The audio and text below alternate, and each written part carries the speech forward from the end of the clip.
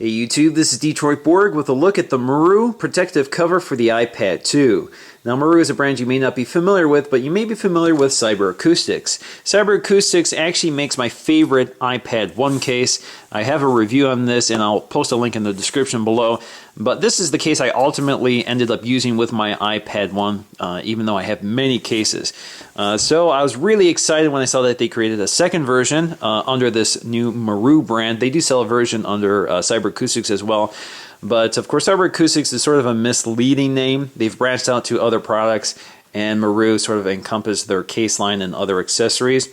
There are actually two versions here. One is the leather case, which is a direct successor to the iPad 1 case, and they have this new nylon series, which is a fabric case. And there are many versions of this. This happens to be the Oranga 2, and this is the Moco 2, referring to the second iPad. Now looking briefly at the iPad 1 case, one of my favorite features about this case is the fact that it comes out very easily. It's held together with this TPU style frame, and you just pop it out. And there you go. And you can see this is a very soft material, holds onto the iPad nicely and protects the corners. And of course you have this nice folio style made of leather. It's a very nice quality product. It has a nice felt liner to protect the iPad. It also has this strap to hold the iPad. And when you close it, these straps help to keep it closed. I'm going to demonstrate this on the new version. Of course you can also fold it back just like the original Apple case and use it as a prop. So let's take a look at the Moco 2. We're just going to pull it out of its box. Again, this is leather, and it looks like they include a microfiber cloth, which is very nice. And you can see it's a very familiar design. Again, it has this sort of frame. They call this the SG bumper. It's their hallmark product on all their cases. They use this for all their cases. They have cases for the Kindle, for the Galaxy Tab, and of course all the iPads. And here we have something new. We have this little slot here. It looks like we have a card here with some product information. This is where you can hold your microfiber cloth, so that's actually very nice. We also have this elastic strap. I'll show you how we use that once we get the iPad in. And we have these other straps to help keep the cover closed. Now taking a very close look at the product, again you can see this microfiber felt liner, again a very protective covering for the iPad. And we have this TPU frame which is sewn to the product. Again, it is very soft. It won't scratch your iPad at all. It's not a hard plastic. You can see it sort of flexes, so this allows you to fasten it to the iPad.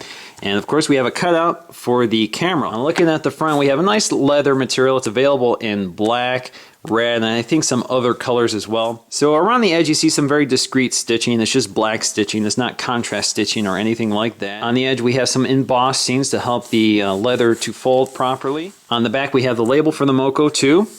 And we have the little tab that holds back the cover. To install the iPad, I think the best way to do it is to put the top in first and put the bottom in last, and I'll show you why in just a minute.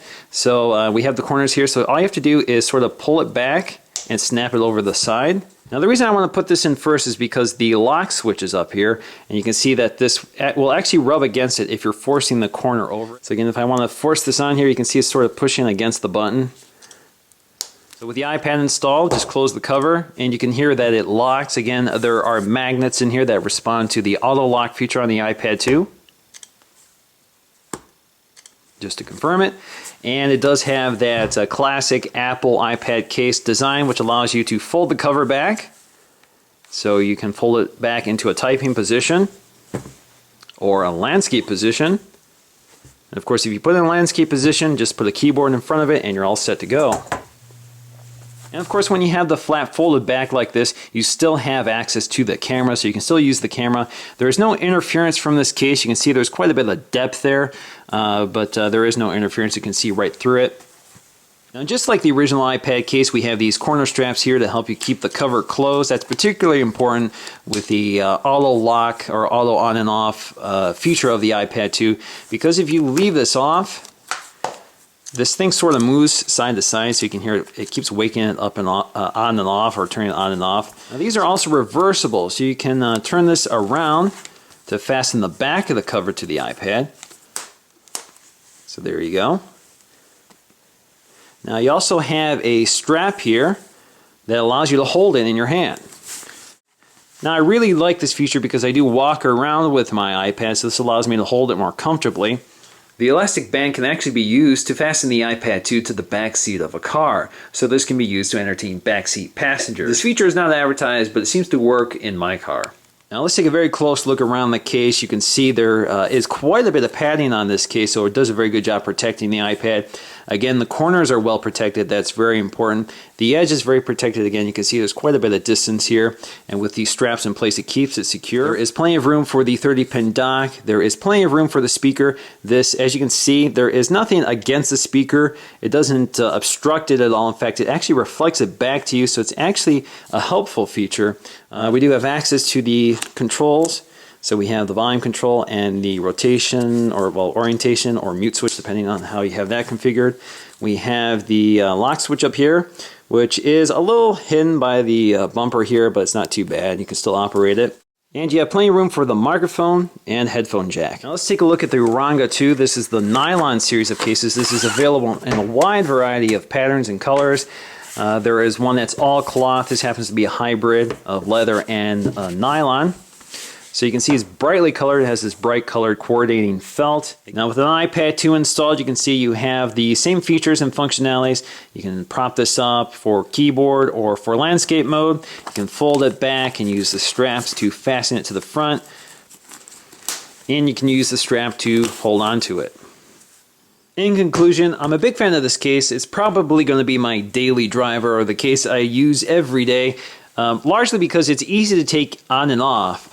Because of this bumper design, it's easy to pop this on and off. And as you guys may be aware of, I use an Apple iPad dock. In most cases, don't work with them unless you take them on and off or in and out, whatever the case design may be.